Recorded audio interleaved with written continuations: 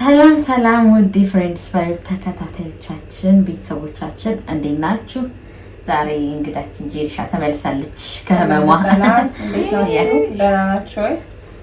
ሰላም ናችሁ ወይ? ተጠፋፍተን ነበር መጥቻለሁ። እንዴት ናችሁ? አለን። እንዴት ነበር ሳምንታችሁ? ያው ሳምንት አይባልም 2 ቀናችሁ እንዴት ነበር አይባልም። በሳምንት 3 ቪዲዮ ነው እየፖስት ያለነው።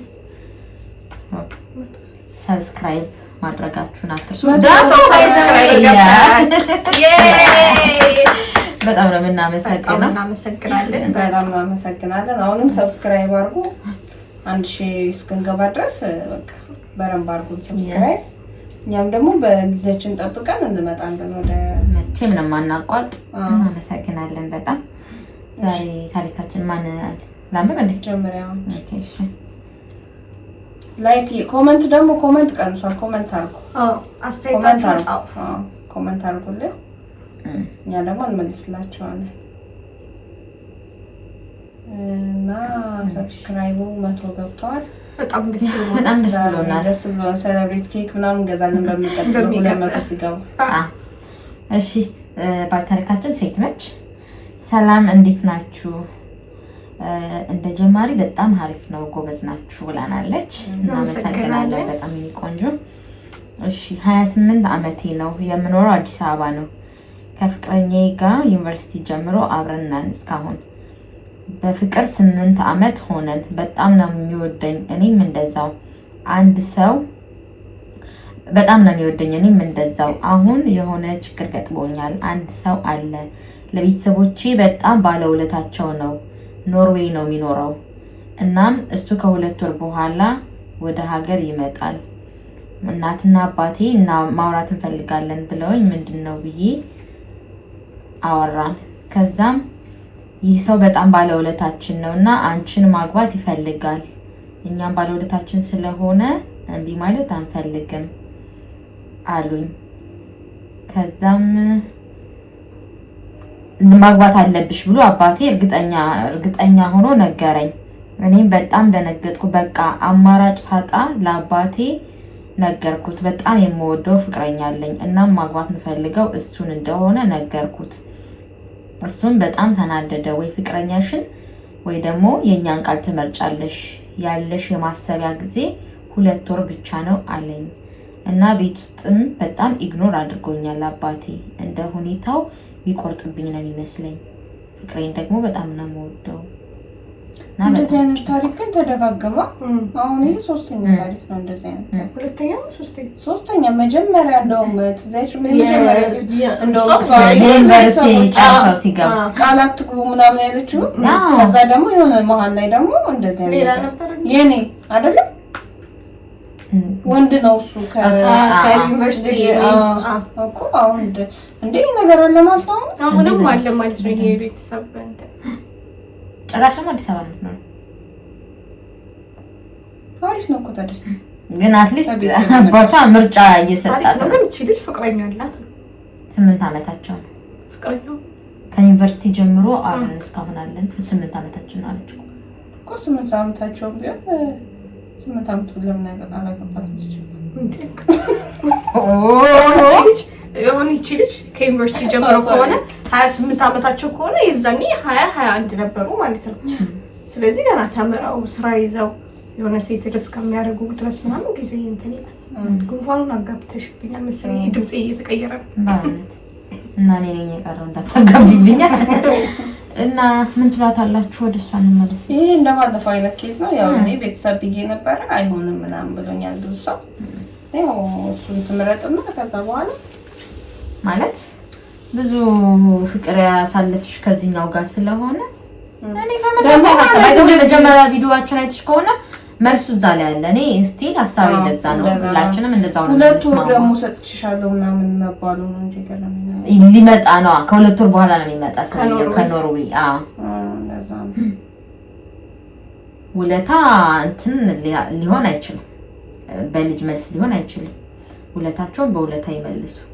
እሱም ደግሞ ውለታ የዋለው ለእንደዚህ አይነት ነገር ከሆነ በጣም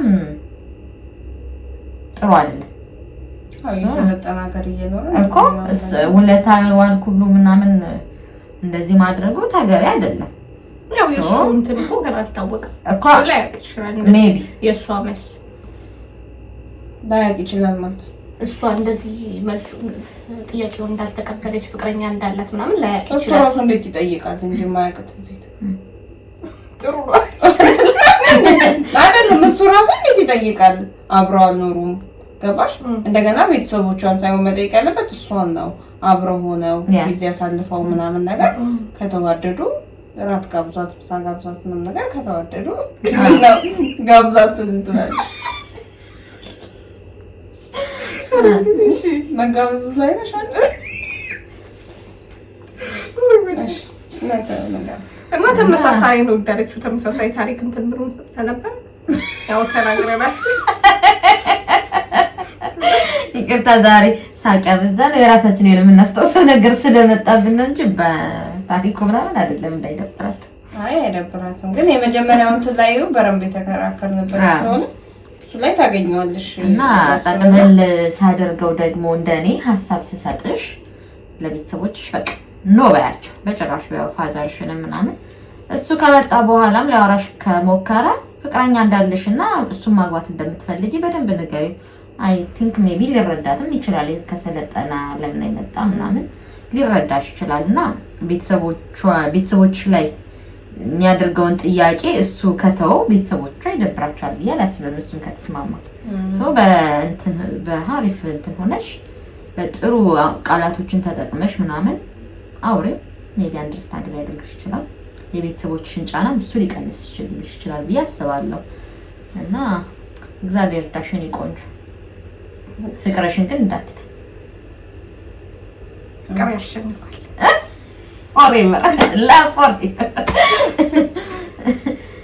ወደ እኔ ታሪክ እንግባ። ሰላም እንዴት ናችሁ አለች።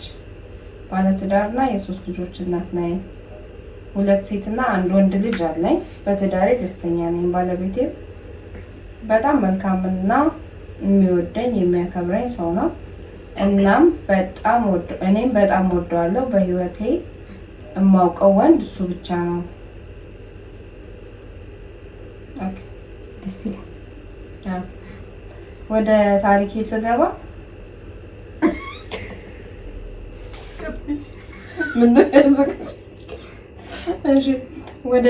ስገባ ስራ ያቆምኩት የመጀመሪያ ልጄን ስወልድ ነው። ከዛ በተከታታይ ስለወለድኩ መስራት አልቻልኩም። ከዚያም ግን ባለቤቴ ስራው በቂ ስለነበረ 3ቱን ልጆቼ ትምህርት እስኪገቡ ድረስ እኔም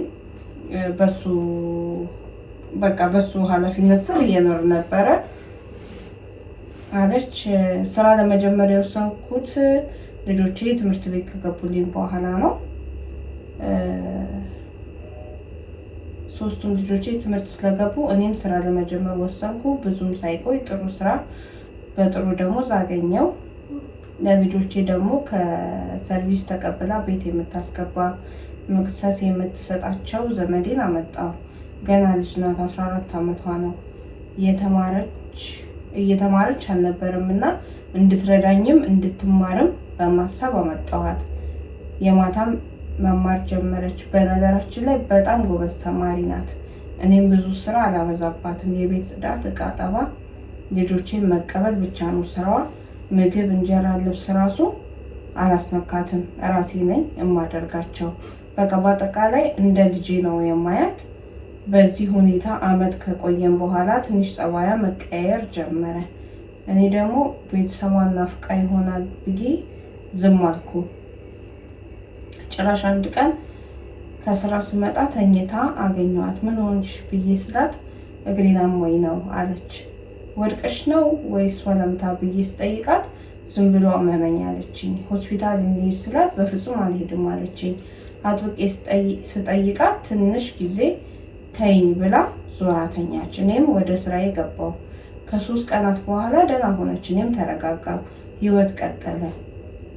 ከሆነ ጊዜ በኋላ ምንድነው ነገር ያስፈራል። ግን አካባቢ ያስፈራል። እሺ ህይወት ቀጠለ። ከሆነ ጊዜ በኋላ የቱ ጋር ነበር? ጊዜ በኋላ እሺ፣ ከሆነ ጊዜ በኋላ በጣም የሰውነት ለውጥ አየሁባት። ስራ ስትሰራ ቶሎ ቶሎ ይደክማታል። ብቻ በአጠቃላይ የእርግዝና ምልክቶችን አየሁባት። በጣም ደነገጥኩ። አንድ ቀን ልጆቼን ከባሌ ጋር ራቅ ያለ ቦታ ላኩኝና ፋርማሲ ሄጄ የእርግዝና መለኪያ ገዝቼ መጣሁ። ገና አልጠየኳትም፣ ግን እርግጠኛ ነበርኩ። ያ የምታያቸው ምልክቶች የእርግዝና ናቸው ማለት ነው። ቁጭ አድርጌ ጠየኳት፣ ምን ተፈጠረ ስላት ማልቀስ ጀመረች። እርጉዝ ነሽ አልኳት። አላውቅም ብላ ማልቀሷን ቀጠለች። ውስጤ ተላወሰ። ግን ጉርምስናም ሊሆን ይችላል ሰውነቷን የጨመረበት ምክንያት። እንደዛ ቢሆን ደግሞ አታለቅስም ነበር ብዬ ራሴን ጠየቅኩ። ለማንኛውም መጀመሪያ ቼክ እናድርግ ብዬ ሽንት ቤት ይዣት ገባው። ሞከር ነው። በሚያሳዝን ሁኔታ እርጉዝ ናት። አለቀስን። አረጋጋኋት እና እንዴት እንደተፈጠረ ጠየኳት። ከትምህርት ቤት አካባቢ እንደሚሆን ገምቻለሁ። ከብዙ ልምምጥና ከብዙ ንግግር በኋላ ልትነግረኝ ወሰነች። ኦፍ አለች በረጅሙ።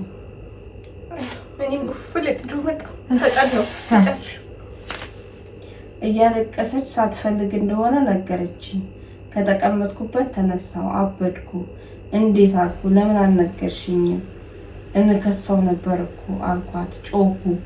አሁን ማን እንደሆነ ብቻ ንገሪኝ አልኳት። እሷም ባለቤቴ የልጆች አባት እንደሆነ አረዳችኝ። ጸጥ አልኩ። እስካሁንም ምንም አላደረኩም። ይህ ከተፈጠረ 3 ቀን ሆኖታል። በዝምታ ኑሯችን ቀጥሏል። ምን ትኛላችሁ?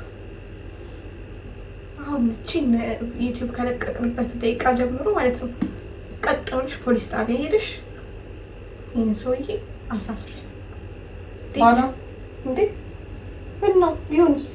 እቺ ልጅ እኮ 15 ዓመት ልጅ እኮ ነች አይደል? ባልሽ ምን አባትሽ ምን ወንድምሽ ምን ይሄ ወንጀል ልጆቹም አድቀው የሚያፍሩበት ተግባር ነው በእውነት። ደግሞ እሷ ከሷለው ምናምን ብላ ከዛ ከሷለው ለምን እሷ በጣም የገመተችው ገባሽ? ከትምህርት ቤት ምናምን እንደው ፈልጋም መስሏታል። ገባሽ? በውስጧ ከዛ እንትን ስትላ ተደፍሬ ነው ማምሳት ሳትፈልግ ነው ደነገጠች። ከዛ ደግሞ እንዴት ማን ነው እሱ ለምን አልነገርሽኝም ምናምን አለቻት። ከዛ ስትነግራት ጸጥታለች። 3 ቀን እርግጥ ነው እንደሱ ታስመስታችሁ ከባድ ነው። በጣም ከባድ ነገር ነው። ወይኔ እንደ ባለቤቷ ጠያቂዋ አዎ በጣም ከባድ ነው። ደግሞ ዘመዷ ናት። ዘመዷ የ15 ዓመት ልጅ ህፃን ልጅ። ይሄ ራሱ በጣም ሴት ልጆች እኮ አሏት። ደግሞ ለሴት ልጆች ማለት አሁን ዛሬ ዝም ብለሽ የምታልፊው ነገር አንድ እናት ወይም ምናምን የምትሰራው ብትደብቅ ነገ በልጆችሽ ሊደርስ ይችላል። አይታወቅም። ሁሌም ጥሩ ሁኚ። በቃ እች ልጅ ልጄ ብትሆንስ ብለሽ አስቢ። 15 ዓመቷ ነው። አስገድዶ ነው የደፈራት ይሄ ሰው። በዛ ላይ ዘመድሽ ነች ምናምን ላይ እንደ ልጁ ማየት ሲገባው ስሜቱ ከጭንቅላቱ በልጦ ይሄንን ሲያደርግ ይሄ በስነ ስርዓት መቀጣት ነው ያለበት። አይኖ በጣም ከባድ ነው ላንቺ። የልጆችሽ አባት ነው። ነገሩን አክሴፕት ማድረጉ በራሱ ጭንቅላት እስከሚያደርገው ራሱ በጣም ጊዜ ይፈጅብሻል። ግን በዛም አለ በዚህ በጣም ወንጀለኛ ነው። አንደሬጅ ነች ምናምን እንደ ልጅ አሁን እኔ ግን የገረመኝ 3 ቀን ሙሉ ዝም ብለው እሱም እየመጣ እያደረ ነገር በቃ ዝም ተባብለው ይኖራሉ ማለት ነው። አንቺም ከዚህ በኋላ እሱ ውስጧ በጣም ነው እንትን የሚለው ለምን እንትን ይላል። ግን ልጆቿ ብላ ነው የሚሆነው እኮ ሰሞኑን አይ ኖ ሴት ልጆች ናቸው እርግጠኛ ነኝ። እነዚህ ሴቶች ደግሞ አሁን ማገናዘብ የሚችሉበት እድሜ ላይ አይደለም። አድገው ማገናዘብ በሚችሉበት እድሜያቸው ግን አባታቸው እንደዚህ አይነት ነገር ያደረገ መሆኑን ቢያውቁት እርግጠኛ ነኝ እነሱ ራሱ ያልቀበሉት። እንደዚህ አይነት ሰው ሲጀመር በጣም ከይቅርታ ጋር ለልጆችሽም አስኪ ነው እንደዚህ አይነት ሰው። ጥሩ ሰው አለች። ጥሩ ሰው አይ መጀመሪያ ሰላምን ይወደኛል፣ ጥሩ ሰው ያከብረኛል። እሷም እኮ በጣም እሱ ነገር ስላለ ስለሚወዳት ስለሚያከብራት እሱ ነው ብላ ራሱ ቋጠረት። ሴትዮ እኮ ባይምራው የለም እሱ ነው ብላ በኋላ ግን እሱ መሆኑን አወቀች። ግን እኛም እንደዛ ነው የምንልሽ። ልጅቷ 3 ወር ምናምን ካለፋት ምንም ማድረግ አይቻልም። ማስመርመሪያትና መውለድ የምትችል ከሆነ ትወልደዋለች። ያው ልጅሽ ነው። ሰውየውን ግን በቃ ባልሽን ህይወቷን እኮ ነው ያጨለመባት። ባልሽን እንትን ትይዋለሽ። ባልሽን ግን ያው ቅጣት ያው ኢትዮጵያ ብዙም የለም። ግን ቢሆንም በቃ ለነፍስሽ ረፍት ነው ላንቺ ለነፍሷም ላይምራው ረፍት ነው። ያንቺንም የልጅቷንም የልጆችሽንም ህይወት ነው ያበላሽ። ሰው ህይወት የሚመጣውን ህይወት ነው ያበላሽ። አንቺ ዛሬ ፍትህ ብታጓደይ ሜቢ መቼና እንዴት በምን ሁኔታ ፍትህ ሊጎልብሽ እንደሚችል አንቺ ላይ ማታውቂው ያው ህሊናሽ ረፍት አያገኝም። ካሁን ይሄ ሰውዬ ራሱ እንዳልሽው ይሄ 3 ቀን ራሱ እንዴት አብረሽው ከጎኑ እየተናሽ እንደሆነ አላውቅም። በጣም ህሊናሽ እንትን ይልሻል። እና በቃ እሱን ወደ ህግ ቦታ ውሰጂ፣ እሷን ደግሞ ወደ ህክምና ወስደሽ እንዴት መውለድ እንደምትችል ያለውን ነገር ከዶክተሮች ጋር መከታተል ነው ያለብሽ። ይሄንን ነው ልንልሽ የምንችለው፣ ሌላ ልንልሽ አንችልም። አሁን በዚህ ዘመን ራሱ በጣም የሚያስፈራ ጊዜ ላይ ነን እና በቃ ይሄንን ነው ልንልሽ የምንችለው፣ ሌላ ሀሳብ አይኖረንም እንጂ ይሄ ነው ያለን ሀሳብ። እንግዲህ በቃ ለፖሊስ አመልክቺ፣ አንቺን ከህሊናሽ ነጻ ሁኚ፣ እሷም ፍትህ ታገኝ እና ዝም ብላ ሜቢ አሁን ብታልፍ ያው የተደፈረችበት ሰዓት የዛመመኛለች። ስለዚህ 3 ወር ካለፋት ያው ከባድ እንደዛ ነው። 15 ዓመት ልጅ መውለድ ይችላል። መውለድ ስልሽ እንዲያምጡ ምናምን ሊሆን ይችላል። ግን ከባድ ነው። ኢማጂንች ልጅ ምን እየተሰማት እንዳለ በዚህ ሰዓት ራሱ የተደፈረችው ውስጧ ከባድ ነው። ፊዚካሊም ኢሞሽናሊም ነው የተጎዳችው። 3 ወር እሱም ባየችበት ስታየው መኖሯ ራሱ ከባድ ለመጥፋቷ ምናምን ራሱ የሚገርም ነው በጣም እና ሰው ውስጡ ምን ይዞ እንደሚጓዝ እኮ አይታወቅም። ሰው እንደዚህ ስታዩ ዝም ብሎ በቃ አይደለ ይመስላል። መጽሐፍ ነው ተነቦ ያልቀም በጣም በእውነት እና ፕሊስ እንደዚህ የምታደርጉ ሰዎች ደግሞ እስኪ ጭንቅላታችሁ ይምራችሁ፣ ለስሜታችሁ አትገዙ። ማለት ትንሽ ደቂቃ ስተት እንዴት የሰው ህይወት እንደሚያጨልም እና ፕሊስ በቃ ወደ ቀልባችሁ ተመለሱ። ግን ሰውየው በጣም እንትን ማለት ልጅ ላይ እንደምታደርግ እያሰብኩ ነው ማድረግ ያለበት ማለት ይሄ ነገር እንዴ ያው ሴት ልጅ ያለ ልጅና እንኳን ባይኖር ኦኬ ሜቢ ምናምን ትላለህ። 2 ልጅ ወልደ ሴት ልጆች 3 ናቸው፣ አንድ ወንድ ነው። ይሄ ማድረግ ካንተ አይጠበቅም። በጣም እንደውም አንተ ራስህ ነው የዳጅ መስጠት ያለብህ።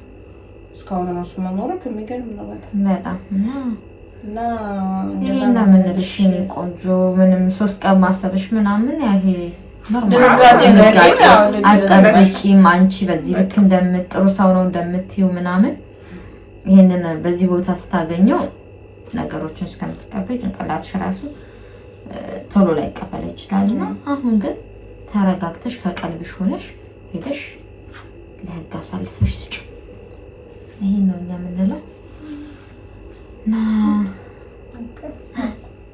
ከዚህ በላይ ምን እንላለን? በጣም ያሳዝናል። ግን እውነት ኖ ሞር በቃ እንቃወማለን። ይሄን ነገር ሁሌም እንቃወማለን። እንደዚህ አይነት ነገር ደግሞ ህጉ ራሱ አሪፍ ቅጣት ቢኖረው በጣም ጸደይ ነበር። አሁን እየተለመደም የመጣ አንዳንዴ በገንዘብም ይወጣሉ ትልቅ ወንጀል ሰርተው ያን ያክል ደግሞ ቅጣትም ስለማይቀበሉ ምናምን ነገሩ ልምድም ይሆንባቸዋል። ገባሽ? እና አሪፍ ቅጣት ቢኖረው እንደዚህ ነገር ማያዳግም ቢሆን ኖሮ አንዱ ከአንዱ ይማር ነበር። ኢትዮጵያ ደግሞ ይረሳል ችግሩ። አሁን ፍትህ ለሆነ ሰው ምናምን ነገር ይባላል። አንድ ሳምንት ይሆናል። ከዛ አንድ ሳምንት 2 ሳምንት ምናምን ሆይ ይባላል። ሰው ፕሮፋይል ምናምን ያደርጋል። ከዛ አንቺ ከ6 ወር ራሱ 3 ወር የሆነ ሰዓት ላይ እኮ ስምሽ ራሱ በቃ ትዝምራለሽ። እንደዚህ ነው በቃ ይሄ ስለሆነ ነው ባይዘው አንድ ሰሞን ነው እንዲያው ጉድ አንድ ሰሞን ነው እየተባለው ታረጣልና ለአንድ ሰሞን ነው እየተባለ ነው ሰው የሚደፋፈር ዘይት ነገር ለማድረግ እና ህጉም አሪፍ ቢሆን እንደኛ አሪፍ ነው እንላለን። ሌሎች አይደግሙት ገባሽ? ይሄን ነው የምንለው። እንግዲህ ያበርታሽ የኔ ቆንጆ። እንደዚህ የሪሰፕሽን ልጅ ሜቢ ካየሽን እሱን እንትን ብለሽ አንቺ ቆፍጠን ብለሽ ልጆችሽን እየሰራሽ ማሳደግ። አሁን 3 ልጅ አለሽ፣ እሷም ከወለደች 4ኛ፣ እሷም ልጇም ደግሞ የልጅ 5 ነች የሚሆንብሽ። በቃ ጠንከር ብለሽ ጥርስሽን ነቅሽ ማለት ነው ማሳደግ። ፍቅር ስጫት፣ በደንብ ፍቅር ስጫት። ተጎድታለች። አሁን ህሊናዋ በጣም ነው የሚጎዳው። በጣም ይሄ እንትን ራሱ የስነ ልቦና ነው አሳይገን ነው እንደዛ ራሱ ቢወራሽ በቃ እንደዛ አድርጊ። እናመሰግናለን ጋይስ። ዛሬ ከበድ ያለ ነው እንትናችሁ። እስቲ የሚያዝናና ደግሞ ታሪክ ገጠመኛሽ ነው። ብዙ ጊዜ እንደዚህ ከበድ ያለ እንትን ነው ኬዝ ነው የሚመጣው እና የሚያዝናና ገጠመኛችሁም ቢሆን ምናምን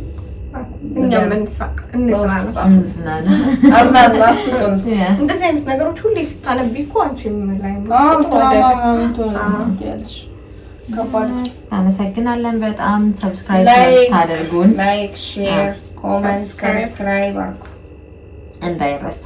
እናመሰግናለን በጣም ስለምታበረታቱን። እናመሰግናለን። ኔክስት በ200 እንገናኝ። ኔክስት ዊክ